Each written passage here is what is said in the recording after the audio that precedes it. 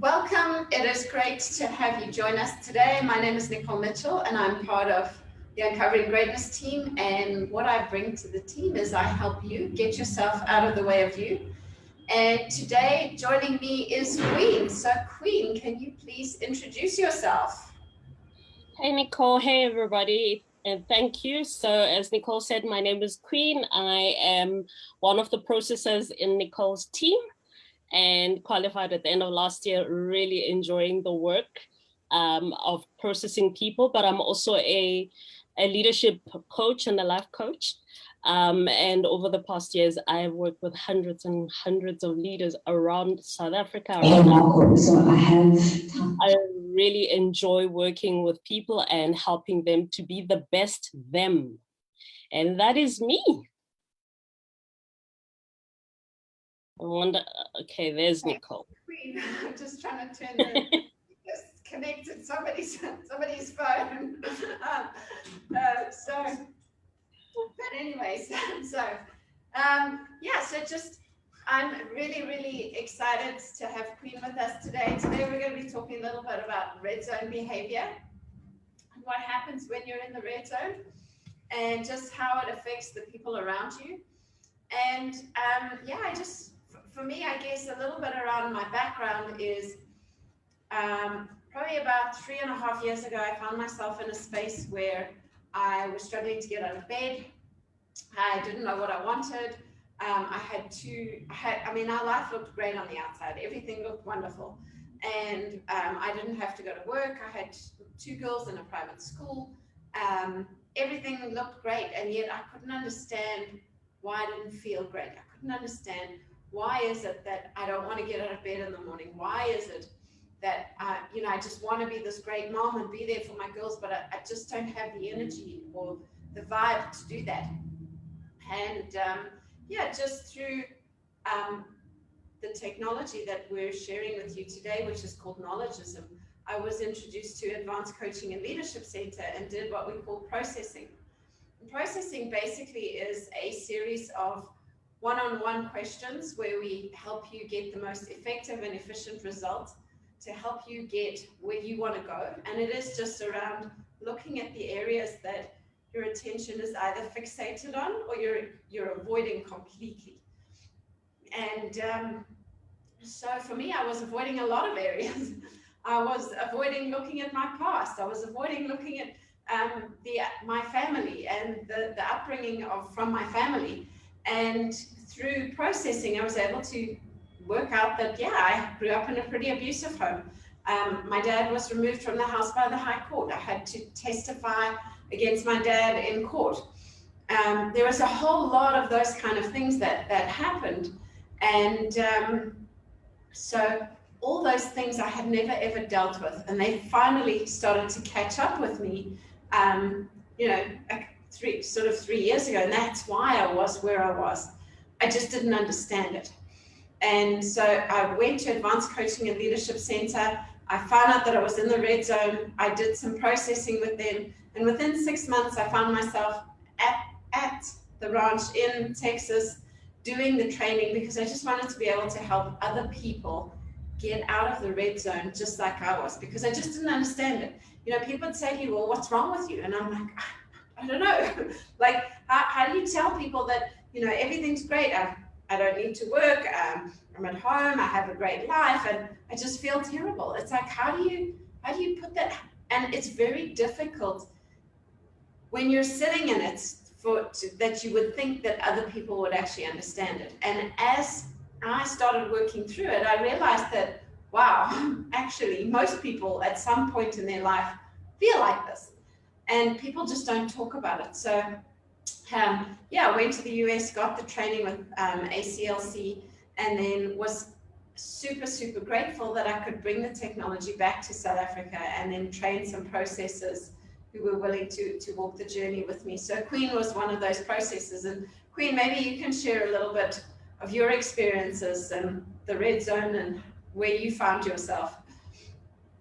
Thank you, Nicole. Yeah, I guess as you were telling your story, I was just reminded of some of my red zone days. I still have some even today. But I was just thinking about a particular incident. So when I was in my career, when I was still working, when I was still employed, and I was in a very exciting career doing cutting edge work in the innovation space. Daily, we were looking at brand new ideas. Some of them are only really picking up right now because the technology is ready. So it was exciting. And my career was growing and it was getting better and better, getting more and more recognition, but I wasn't happy. And I really couldn't figure it out. And it was even harder to explain it, to say, but you have this, am I, and I started wondering, am I being greedy? But like, no, I'm just not happy. I don't want this. It's great that I have it. I'm excited. I value it, but something is not right. And what excited me when I met Nicole and learned about processing is that there's a solution. There's a solution because most people go through it. It's so prevalent. It's just nobody talks about it.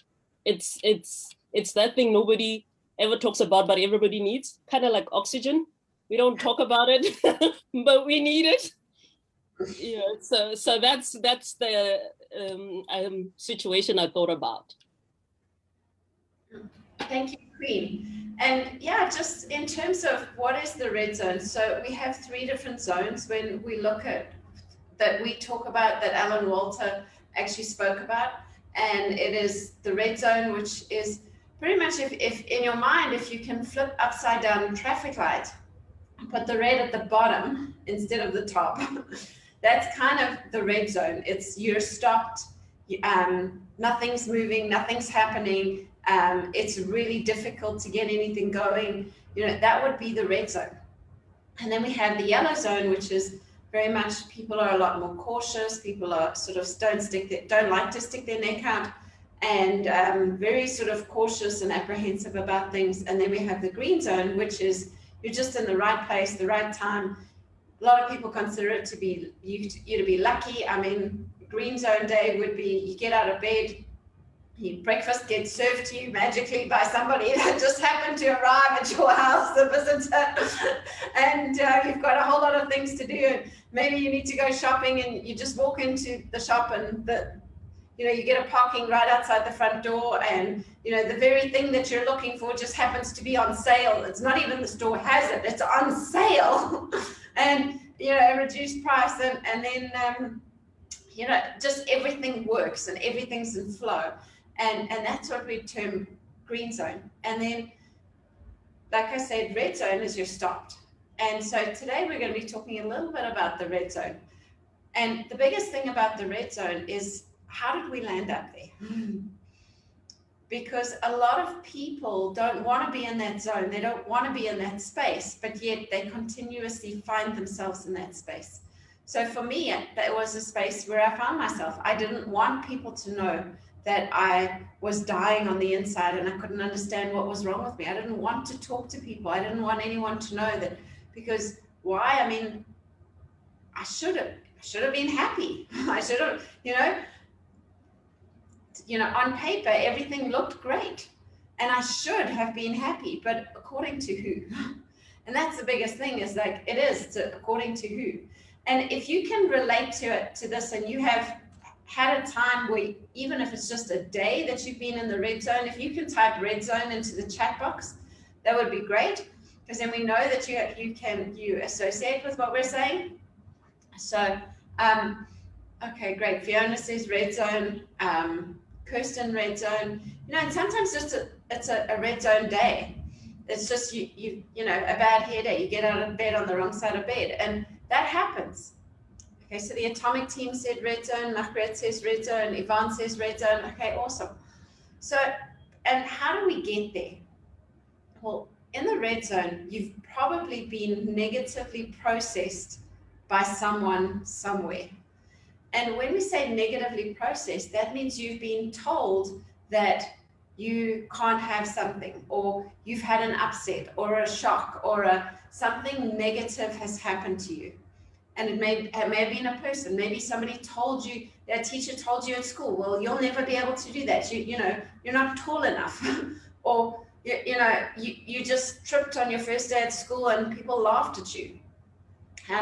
So it's just, that negative processing. How do you know if you've been negatively processed? Well, if you're in a low mood level, if you feel sick, if you get sick, if you've got a cold or a flu, somebody's negatively processed you, somebody or something.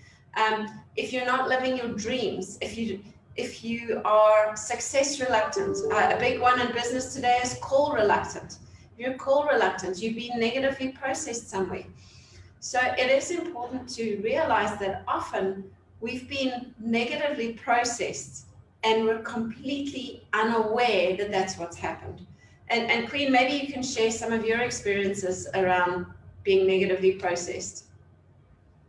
Thank you, Nicole. I mean, one of the times where I see it a lot actually is in the coaching world, where you have a lot of people that they're pretty much super achievers. Like, they're always out there to go get something, go out there to make something happen.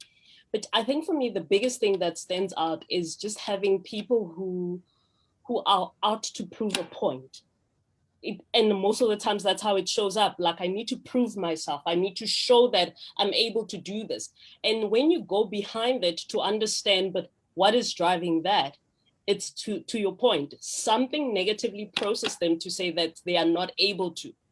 And the whole life is consumed by wanting to show that you are wrong. I actually can. So, and sometimes it gets them going, but sometimes they crash, and sometimes they both go and then they hit a big crash in the end. And half the times it's like, I'm not really sure why I'm collapsing, but it's something that has just been sitting there and just consistently negatively processing the people. And half the times we're not aware, especially the things like, to your point, Nicole, things that happened when we were younger, messages that we were told over and over and over and over again. And you're operating from it, in as much as you say you hate it, but you're actually operating from it, and it's driving your life, sucking your energy. It feels like this big leak for your energy. Yeah, and it's that I think that one of the biggest areas that we observe people being negatively processed in, well, the two biggest areas I would say is school and then religion. And it's just school, you get told you're not allowed to wear certain things. You have to do this, you have to do it like that, you have to wear your hair a certain way. I don't care if you don't like it, those are the rules. And we get told you have to do things by the rules. You get told, don't put your hand up unless you know the answer. I mean, it's crazy, but that's negatively processing people to not speak out. And it's like, today, I mean, one of the greatest fears in the world is public speaking. Well, why? Because we were so negatively processed at school. We were told, don't put your hand up unless you know the answer. And it's crazy because that's not the point. The point is, can you learn? Can you learn the answer? So if you already know it, what's the point? And yet that's the biggest thing. That's what happens at school is you get told, well, don't put your hand up unless you are 100% sure. Why? Because if you give a wrong answer, everyone's going to laugh at you. Why? Because the teacher's having a chuckle under her breath, and it's okay for the teacher to do it, so it's okay for the students to do it. And then as a result, we go into business and we go into life and we wonder why we're scared to voice our opinion. We're scared to say what we think. Well, because we were negatively processed.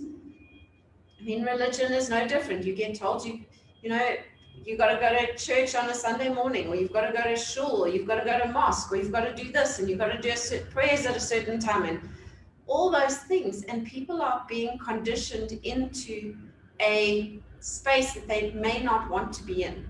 I mean, Sunday you want to go play with your friends, and your family's going, no, we go to church, and all the other kids in the neighborhood are playing, and you're like, it's my favorite game, and you're not allowed to play, you have to go to church.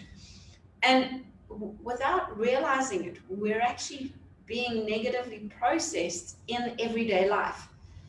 And if we're not aware of it and we're not recovering that energy that gets stuck in those incidents, we're going to land up having those things affect us for the rest of our life. And pretty much we talk about having life force particles, and life force particles are essentially just energy.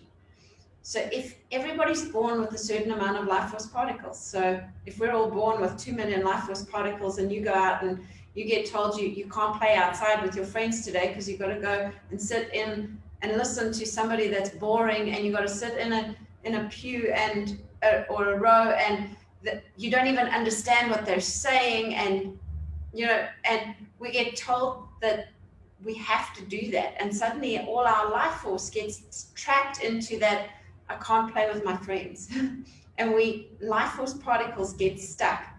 And so what happens is we don't have the energy to move through life, and then we land in a space where we find ourselves in what we call the red zone. So if you take it, just try argue with a 2-year-old or a 3-year-old. It's very entertaining when a 2 or a 3-year-old is trying to get their opinion across and they want you to understand something or they want something. They will not stop until they get it or they get their point across. They will not stop. It doesn't matter what you do. They will not. Why? Because they have the energy. They have that vibe that, and they have the energy to go through it.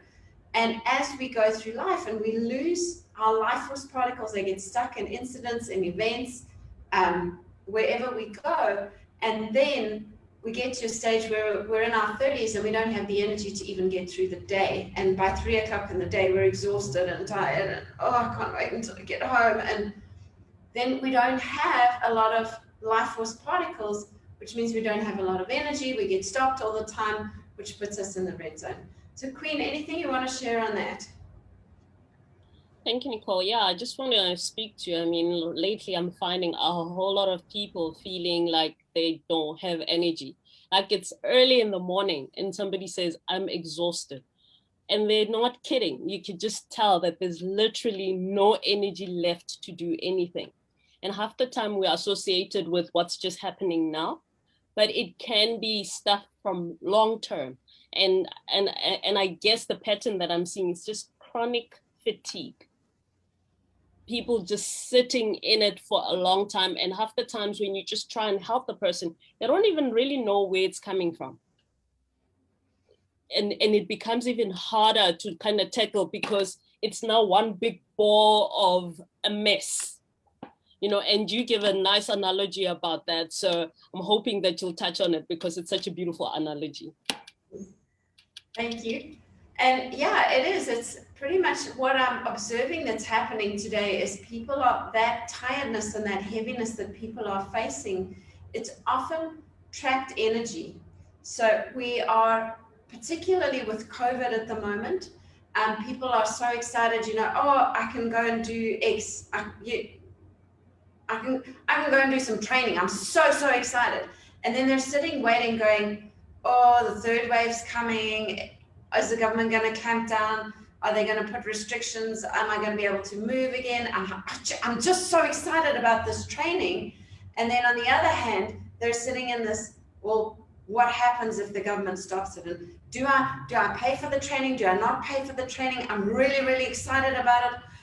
But there's so much uncertainty. And so what happens is we land up with these two balls of energy, this excitement, and then this sort of fear and anxiety of what if it doesn't happen, and they kind of clash together, and it lands up becoming what we call a mass, and that mass just becomes tiredness and energy, or tired energy, should I say, because we are trying to work out, am I excited or am I in fear and anxiety? And which one is it? And we kind of, they like clash together, and so it's almost like if you were to find yourself like resisting a wall, if you were trying to hold up a wall, like if I was standing here trying to hold a wall up while I'm talking to you the whole time, guess what's going to happen? I'm going to get pretty exhausted. My arms are going to start to, I'm going to start to like get more and more tired. Why?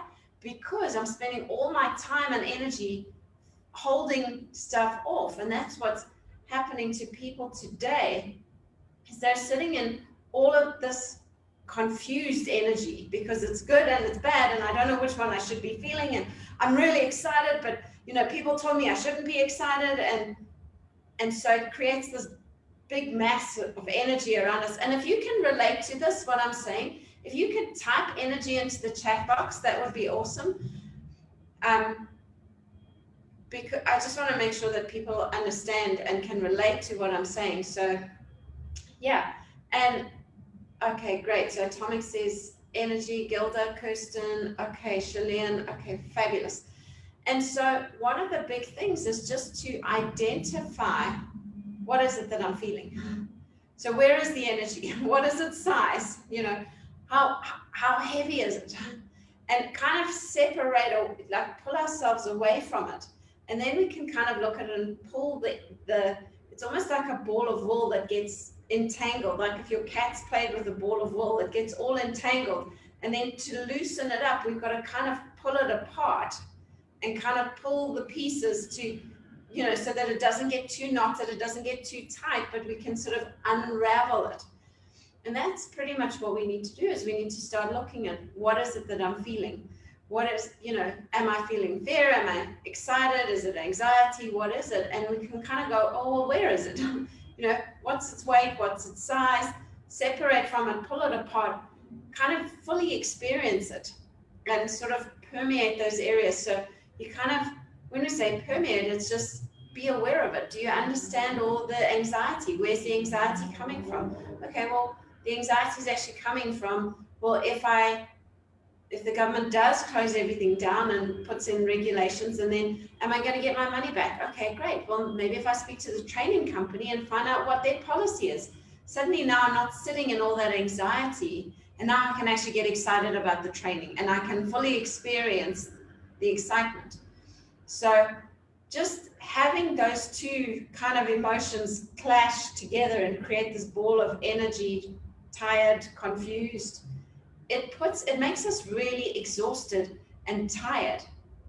And so that's what a lot of people today are actually experiencing, is that sort of tiredness. And because there's so much uncertainty around what's going to happen with COVID and all the different things, and not just COVID, but everyday life, but COVID's added another dimension to it on top of what people are already experiencing.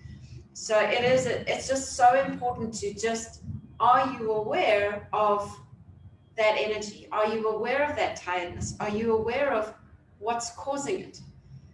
And I'll share with you, I was with one of my business partners, and we were on our way to a meeting.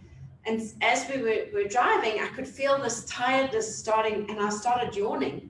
And I was like, and they're kind of like, exactly like Queen says, it's early in the morning, are you tired? And I'm like, oh, no, it's just because I've got to do this presentation, and I'm really nervous about doing this presentation. And and as soon as I started going, I'm really excited about it, but I'm also really nervous about it. As soon as I started to identify those different things, the tiredness lifted. And so it's just, are you aware of it? Because the minute you become aware of it, you can kind of go, oh, where's that coming from? Why is it there? And then shift it. But the biggest thing I think about that tiredness and heaviness and that mass is a lot of people are not even aware that that's what they're feeling or experiencing. They're just going, oh, I'm just tired. And not to discount that there's people that are red zone all the time. So I think it's important to note that there's a big difference between having a red zone day or moment or experience and somebody that's sitting in the red zone in all areas in their life. Because we all have red zone days, but there's a difference. And the goal has got to be for us to have if we're starting to have a red zone experience, can we shift it and change it? As opposed to somebody that's their whole area of their life is in the red zone. So a mass and that tiredness can give you a red zone afternoon or a red zone meeting or a red zone experience. But there's also, are you red zone in every area in your life, which is what we really want to avoid, is we want to just, so yeah, Queen, anything you want to share? Thank you, Nicole. I think for me, what kind of stood out the first time that you were teaching me about this whole concept of being in the red zone was how I was not willing to look at it, because in my mind, I told myself that if I don't talk about it, I'll be fine. You know, let's talk about something else. Let's change the subject matter. Whilst the solution or the key is actually just to confront it, just put it in front of me and say, what is it? And name it. You know, this is how I'm feeling. This is the mood. What is it about? Okay, what's happening right now? Because the more I confront whatever the matter is, the clearer it becomes and the lighter I feel, because I've literally, it feels, it's like I've stopped to listen. Sometimes that yawn, like you were saying, there's a message behind it. So just pause and look. And I know, I doubt if it applies to anybody here, but I was really socialized that you've got to be positive. Only look at the positive. So don't look at anything that is heavy, anything that's, you know, that seems to be negative. And I spent so much time trying to be okay, and then I would not confront the things that would actually help me to be okay faster. Yeah, I don't know if that makes sense.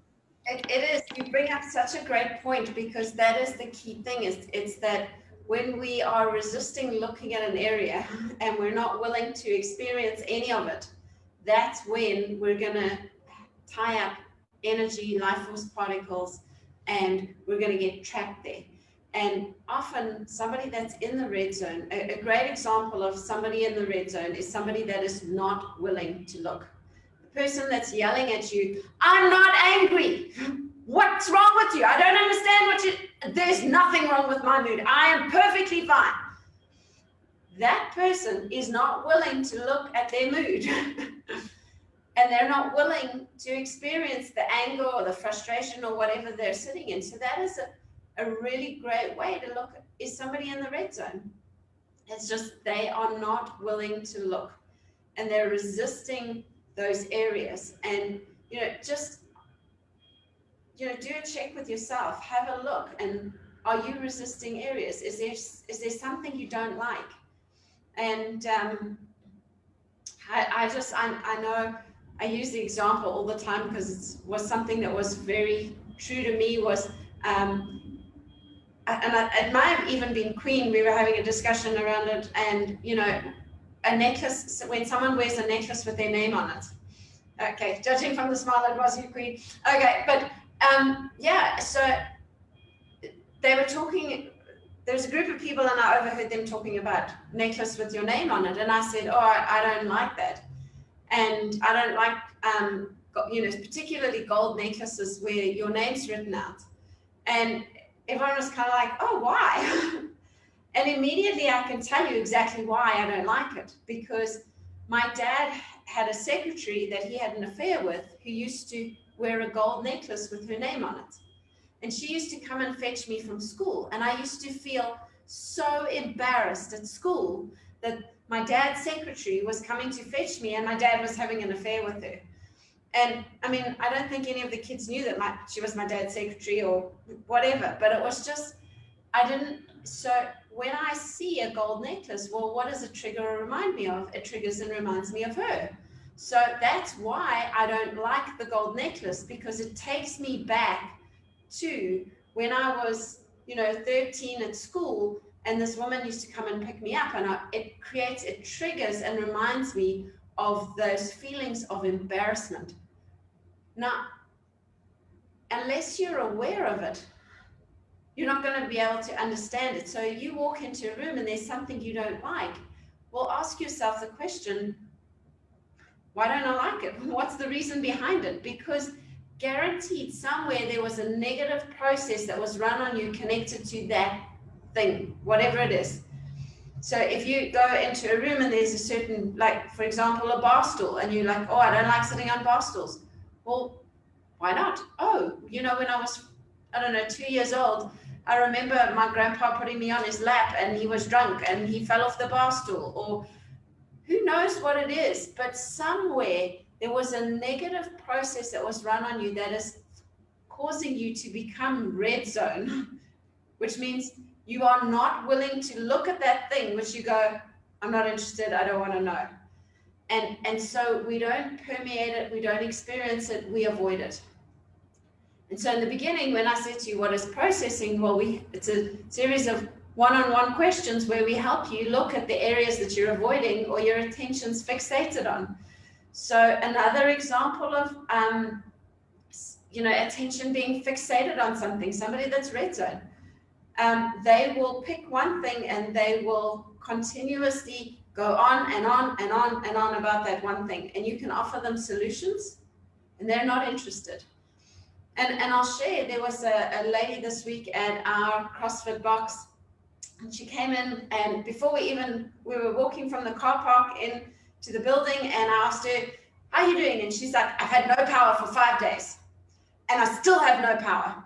And I said to her, oh, really sorry, what's happening? And she's going, no, you don't understand. Do you know how difficult it is? I can't even make a cup of tea and I've had no power, blah, blah, blah, blah, blah. And now I'm expected to work from home today, da, da, da, da, da. And she went on and on and on. So I said, well, why don't you come shower at my place? You can come and work from my place. I've got fiber there. And she went, and literally I offered her the solution, and she went to the very next person and told them the same story all over again. And I stood and watched it. I was just having a chuckle because the next person they went to offered them the same solution. You know what? Why don't you come up, come to my place, and I'm also working from home today, so no problem. Yeah, I've got fiber and you can work from my place. Guess what she did? That same person with no power went and found somebody else to whinge and whine. And for the whole hour, she complained and she whinged and she whined, and her attention was 100% fixated on the fact that she had no power and who was going to listen to her problems. So have you got any of those red zone people in your life? Have any of you experienced it? Some of you may even have them in your family, in your business. But it's so important to be able to look at them and take it for what it is. It's red zone. It's not, I could have taken offense and gone, oh, but I offered you a shower and I offered you to cook you breakfast and I offered you to come and work at my house and fiber, and how dare you not even consider my house? Like, she did not tell me her problems for a solution. She was telling me her problems because she was being red zone and she was looking for anybody that could listen, and she actually wasn't interested in fixing any of her problems. And Queen, I know you've never experienced anybody like that in the corporate world. Never, ever in my life. And the person that's sitting on my chair right now has never done that either.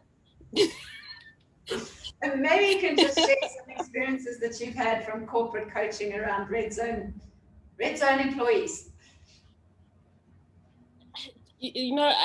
Before I go there, I just wanted to add something to what you just said now. This is great example of this lady that you're talking about who's just complaining and complaining.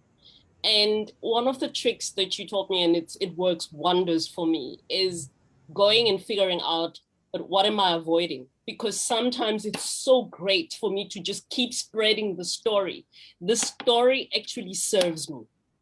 It works for me to keep on saying I don't have power and I haven't had power, can't even make myself a cup of tea. It works for me. It serves a certain purpose. And if I have to stop and take your solution, you're then forcing me to face up to something that I'm actually trying to avoid or that I don't want to look at. So and I mean, of course I learned it from you, but it just does absolute wonders. And I see it back into the corporate space where people just have that same behavior of just, they keep saying one story stuck in, one of the big things that I used to see is just people who are feeling a little bit intimidated because other people have got a bit more experience or they've studied something else, or they just have a certain charisma. They just have something about them that makes them to be able to play the corporate game better. And you just find this one person that's just consistently pressing others down and consistently saying, but that's not how we do it. this is how we do it. No, don't come here with your story. Like keep consistently making less of others and consistently making nothing of others, which I think is another key indicator of people who are sitting in the red zone. They don't want anybody to be better than them or at the same level as them. As long as everybody else is worse off, then they are fine. And that for me seems to be the biggest game there. Nicole, I could keep going, but my neighbor suddenly decided to cut grass right here in front of me. So I'm just going to leave it here for now. Thank you, Queen. And you bring up such a great point around that unwilling to look. And it's what it does is it puts a lot of dishonesty there. When people are unwilling to look at an area, they start to come up with all these weird and amazing solutions, which are not the truth. So it is just such a powerful thing to be aware of. And this is a quote from Alan Walter, and he said, "Honesty requires strength, persistence, and the ability to hold a position. Dishonesty requires nothing." And it's such a powerful thing, is that, are you being honest with yourself? Because that lady at our box, somebody actually got a hold of her and said, "Hey, we're tired of listening to your story. When you arrive tomorrow and you have no power, we're actually not interested. So go and sort your stuff out. And when we see you tomorrow, we hope that you're in a better mood. We hope that you have a great day, and we're looking forward to seeing you, but we do not want to hear about your power, your lack of power." And Fiona says, and we all know who that was, he. So yes, you're right, we all do know who that was.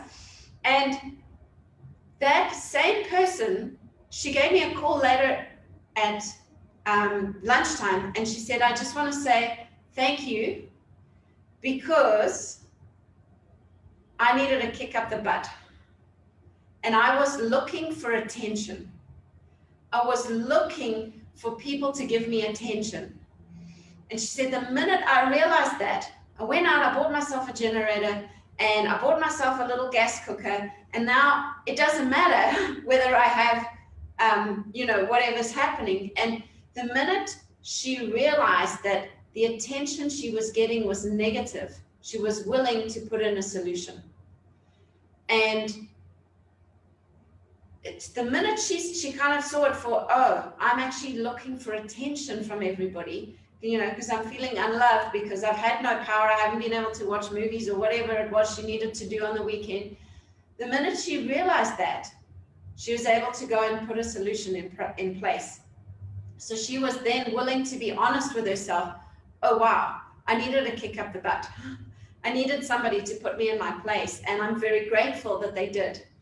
And so it's when you put in the honesty, that's when you will take yourself out of the red zone. The problem is that it's way easier, because dishonesty requires nothing. We can conjure up all these amazing and fabulous stories and all sorts of things. And,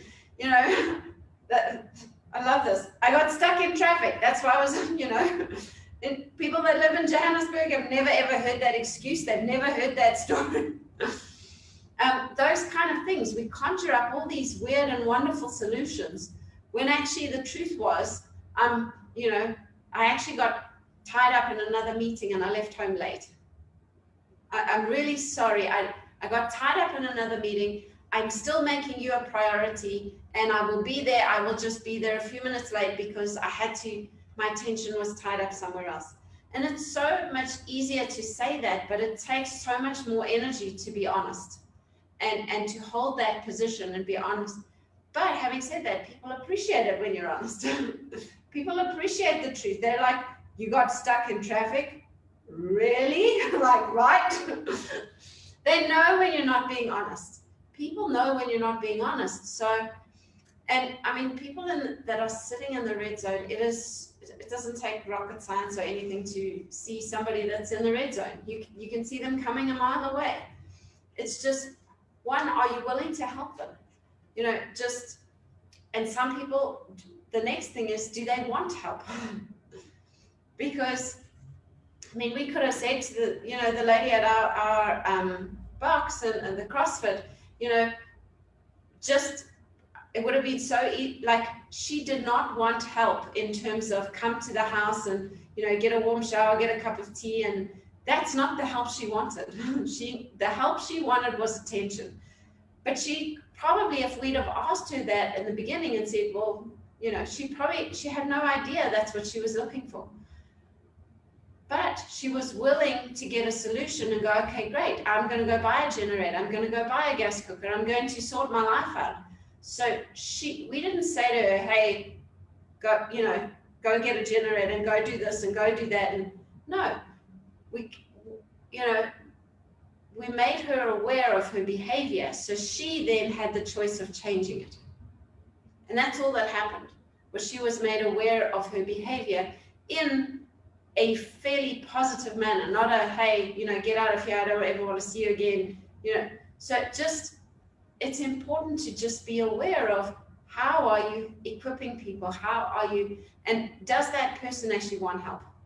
Because often we get, I mean, like I say, I could have got really offended that she didn't want my help. And we take offense to the fact that people don't want our help, but yet they may not know that's what they want. So when you have somebody in the red zone, it's such a key thing to be aware of. How can you equip them to get better? How can you equip them to do the right things, to make a choice? And like I say, it doesn't take much to identify somebody that's in the red zone. You just got to look at the smile on their face. It kind of goes like that, an upside down smile. So somebody that's in the red zone, they upside down smile, they have no energy, they have no vibe, they're continuously complaining, attention is scattered. They cannot keep focused on any one thing. Like they're talking about this, that, the next thing, and a whole lot of other things all at once. You know, they can't get present with you.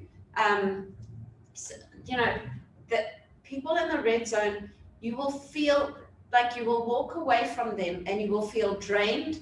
You will feel exhausted. You'll be like, oh my goodness, that person just sucks the life out of me. Well, when you're aware of that's who you're dealing with, you can go in and you can protect your energy. You can be aware of it, because often the draining and that sort of tiredness comes from trying to resist them and kind of going, you know, oh, they don't want my help. Well, how else can I help them? Okay, so would you like me to bring my generator around to your house and you can use my generator so that you can stop whinging and whining and complaining, because I'm sick of listening to you complain. And then what happens? I use all my energy to sort that person out. I use my resources. I use my time and my skill. And what happens? It drains the life out of me. And pretty soon, I'm becoming red zone. Whereas if I go in and I'm going, hey, you know what? Here's some solutions. If you don't like it, cool, thank you, goodbye. And I'll choose not to listen to you, and I'll put my earphones in and listen to some music or something else. But be aware of red zone people will do that. And then in our willingness, you know, generally as human beings, spiritual beings, our goal and desire is to help other people. So what happens is, in our willingness to help people, we get the life sucked out of us because we're helping the wrong people. And that's really, today I just wanted to share with you, like red zone people, so that you know, how should you be helping them? Because when you're in that instance, if I'm taking my generator around to her place and I'm doing all those things, well, guess who's going to be drained? Me. And guess what?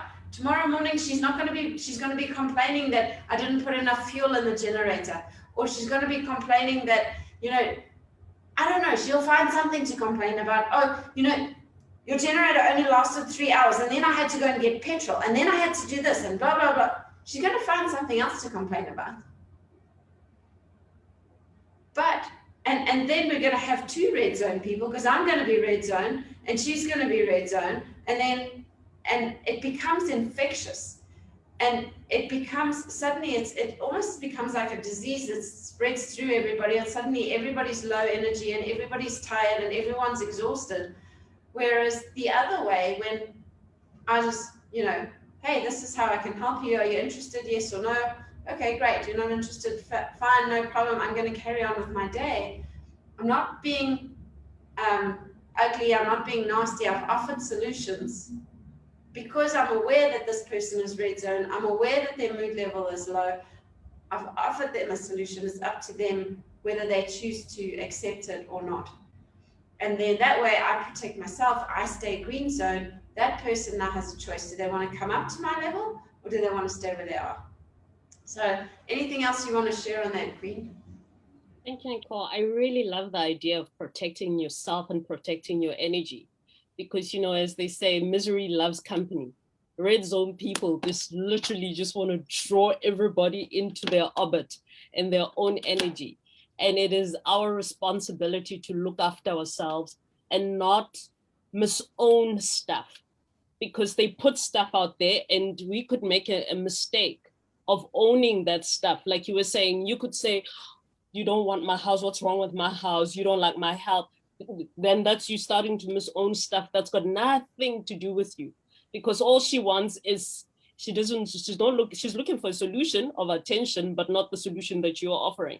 And it was all about her, so I really love the concept of just protect yourself and protect your energy, and also put in some truth. Put in some truth for yourself and put in some truth for the other person. And the one key thing that just, for me, that stands out in moving myself from the red zone is solutions that put me into action. Because as I begin to put some movement in myself in the solutions, that's when I start lifting. But if I were to sit here and complain and you come from your house, you bring me the generator, you're doing all the work, I'm not moving, so I'm literally still in exactly the same space. And you're very right. If it were me, I'd be complaining about your generator. I mean, I can only get one, I can only plug in one thing. It doesn't charge my laptop. Now I can't watch Netflix. Suddenly I'm writing you a text with all sorts of complaints, because I'm still stuck in exactly the same space. But the challenge that you gave just helped her to then get to a point where she moves and takes action. And that's the thing about moving up the zones, is truth and take action. Yeah, and it's such a key thing is that, and it's so easy for us to sit in untruth and believe that the untruth is true. So like in that case, like for her, she was sitting in, our government sucks, this, that, the next thing. And there's people that will go into agreement with that, just like that, going, yeah, you're right. I mean, you just have to go into any complex group and you will find people that will go into agreement on, the municipality sucks, or this sucks, or that sucks, or why haven't you done this? But they believe that is the truth. And it's so, how do I say it? It's really challenging getting people to see what they believe to be true is actually a big fat lie. When you look at it and go, and it would be wrong to say that all municipalities suck, because they don't. It'd be wrong to say that our government sucks, because they don't all do. It's not that. That's a lie. There are people that are out there doing what they can to fix the problems with our electricity. There are people out there that are doing what they can to fix, problems with all sorts of things. And for us to go into agreement with, that's so typical, it's wrong. Don't, because it's a lie. It's like I always, and I'm gonna never use the word always and never. I never say that. I always do this, because it's a lie. I never do that. No, I probably have done it once or twice in my life, or I've done it a couple of times. I always say that. Really? You always say that? No, actually, well, every time I'm in this. So those are words that create red zone behaviors and red zone beliefs, because you know, he always wears those shoes. Really? Well, I didn't see him wearing those shoes yesterday. No, but he had them on Monday. And I'm like, yeah, but that's not always. So be careful on what you're putting out there, because those sort of words like always, never, they create untruths, because it's not the truth. And so it's such a key thing to just be aware of, are you putting truth in some of the things that you're saying, or are you creating red zone behaviors or red zone things? So yeah, it is such a great point, Queen. It's just, we can help people and we can also make them worse. And so it's just be aware of, are you genuinely helping that person? And sometimes we've got to help them by doing nothing.